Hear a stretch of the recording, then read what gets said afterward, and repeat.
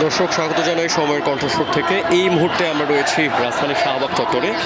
আর রাজধানীর শাহবাগ চত্বরে শহীদ শরীফ ওসমান হাদির হত্যাকারীদের গ্রেফতার এবং বিচারের মুখোমুখি করার দাবিতে আজকে তৃতীয় দিনের মতো ইনকিলাব মঞ্চের অবস্থান কর্মসূচি এবং বিক্ষোভ চলছে।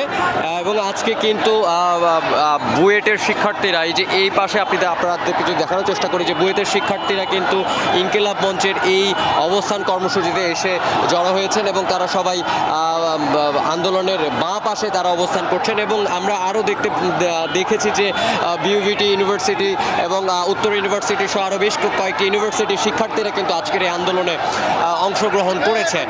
এবং আমরা যতদূর জানি যে জানানো হয়েছে আমাদেরকে যে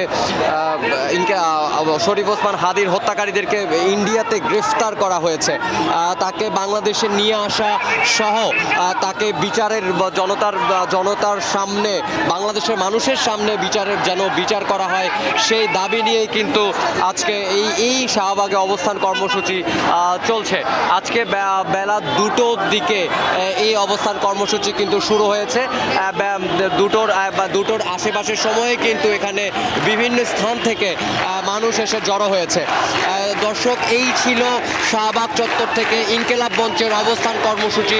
আমার কাছে সর্বশেষ তথ্য। আপনাদের সাথে এতক্ষণ আমি ছিলাম মোহাম্মদ ইউসুফ কামাল।